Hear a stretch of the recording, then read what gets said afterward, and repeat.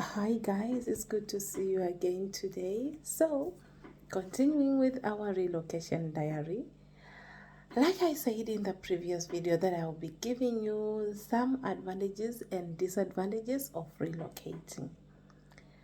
The first challenge that I incurred when I came to New Zealand was the type of food. Of course, we have beef, we have chicken, we have rice, but the tastes are totally different. Especially for some of us who grew up enjoying organic food. When you come here, you realize that, oh, everything is different. The taste glands will be denying the foods at some point. So for someone to be defined is food, and my definition was totally different after coming to New Zealand. However, even though the food tastes are different, we also have some African shops that give us some foods that are closer to what we are used to. Therefore, yeah, it's a problem, but with a solution, even though it won't be the same as home, you know. When you are here, you miss things like maputi. You also miss mitakura. All those things, I totally missed them. The African in me was just like, oh, when will I get all this? Right. The second challenge was the work routines. To be honest, when we were home, it was just like blah, blah, blah in the morning. Then at 1 o'clock, you will be leaving, or you can just call in sick. Sorry, I can't make it today. I'm sick. Or, there were so many things that we could do when we worked in Zimbabwe. But when I came here, the first thing was you and after working. We work for 8 hours and you have to work for those 8 hours. Being me, I was used to my 1 hour lunch. And when I came here, it was 30 minutes lunch. The transition was so hard, but I just had to adjust. That was one of those things. And when we were home, our ECE classes were teacher-oriented. You would teach in front of your learners, deliver what you know to them. Then when you come here, it's freestyle learning. Your learners have to discover everything on their own. They learn what they like. So it's playway throughout. That was another challenge, adjusting from a planned curriculum to a free range curriculum. It was so hard for me. We are used to using the syllabus, but when I came here, they just tell you their main expectations, then you derive your individual lesson plans from what the parents want. So it was so hard to adjust to all that. But definitely, guys, it's not as hard as I'm explaining now, because now I understand what I'm supposed to be doing. But by then, it was really hard because I didn't know how to deal with the problem, how to solve it, or how to answer some problems that I was encountering. So, after a long day of work, believe me, my whole body got so painful. When we are home, there are certain things that we do not do. For example, nappy changing, picking the kids, standing the whole day. When you are here, you have to do all that. So you will be using muscles that I've never worked before. Making beds, it was like climbing a mountain on a hot day. But definitely, like I always say, no matter how hard it gets, you have to keep going. So that's why we are still here. It's not easy, guys, moving from a classroom where you're wearing your high heels to a classroom where you will be wearing techies and you will be like a full-time housewife.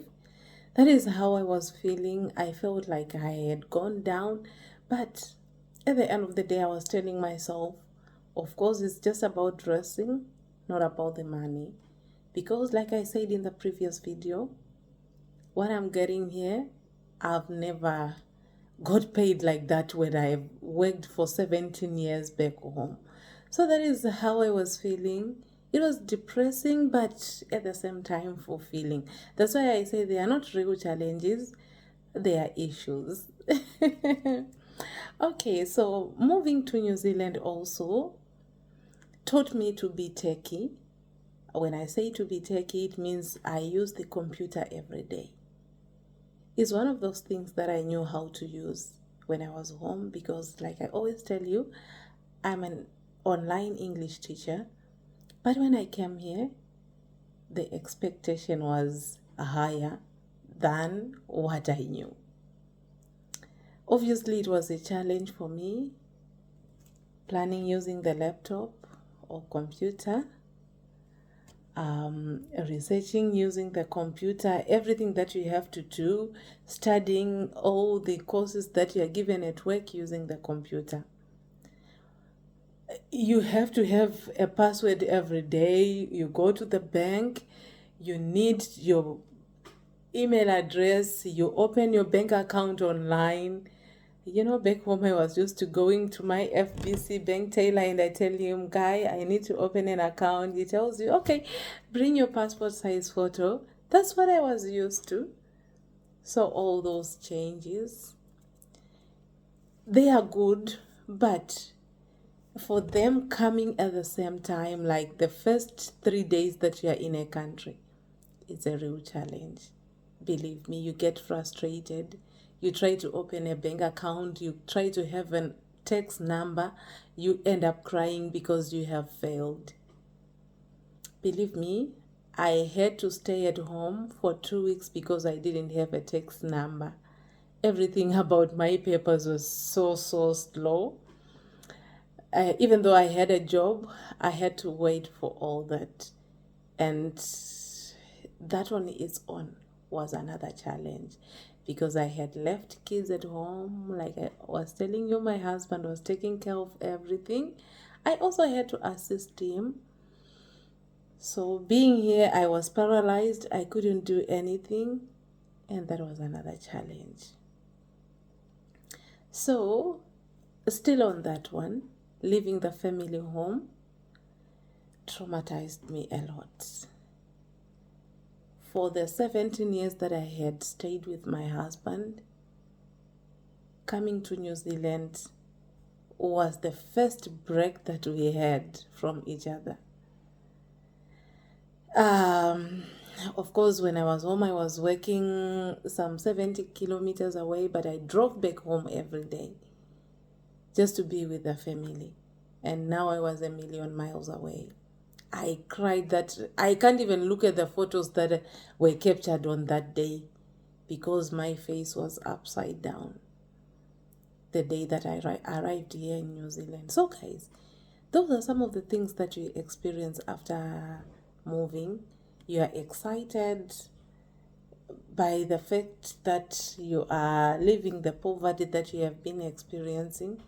But when reality knocks on your doorstep, you'll be like, oh, so why did I even move? Why did I do this? That's exactly how I was feeling. But gradually, I had a very strong support system. My sister could see, and my family back home, they were supporting me day in, day out. So I walked the journey.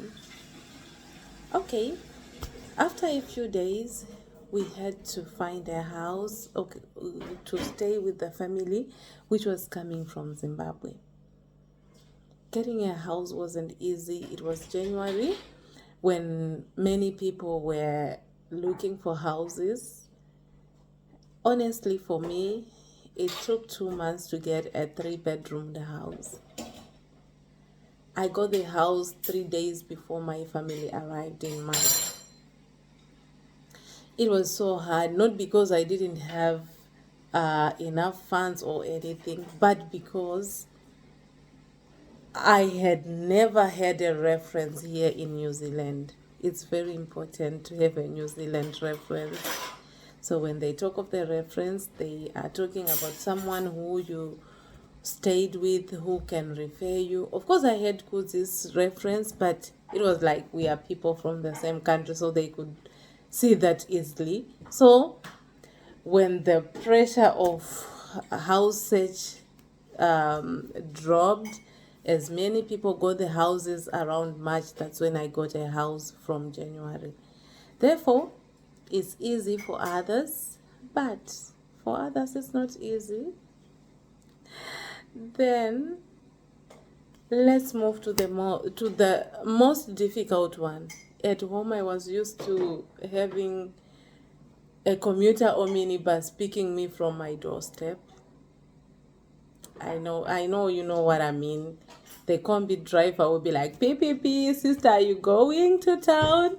Reversing to your gate to pick you up. That's what I was used to. However, when I came here, it was a different story. You had to go to the bus, and for the bus, it travels according to timetable. If you miss the time, it means you have to wait for the next 15 minutes or 30 minutes to get another bus. And for you to get the bus on a rainy day, it's like a kilometer or two. Then it drops you after 5 minutes. You will be at your destination. So it was just frustrating on its own because buses use the main roads, not our street roads. Therefore, it made my life so tough. There are so many experiences that goes with the bus. You have to tap the bus card. Back home, we are used to paying the ticket as soon as I get into the bus. The conductor will be like, let's pay. Then I didn't experience all that. Guys, it was something else. When I talk about this, I end up laughing because I brought my mentality from home that when you are on a bus, you have to be asked for the money. So I went for days without paying until I had to ask the lady sitting next to me, "How do I pay?" Then she said, "Oh, you left the pay point at the door." And I felt guilty because I had the bus card, the Hope card, but I didn't know how to use it. So those are some of the experiences that you go through. But after all that is said, relocating to New Zealand is the best thing that ever happened to me. I got exposed to so many beautiful things that I'll be sharing with you as well. So many beautiful adventures that I've never had as a teacher back home. Guys, if you really want to relocate to New Zealand, don't be scared of the challenges or problems that I faced because it will be different for you. It will be a different story for you.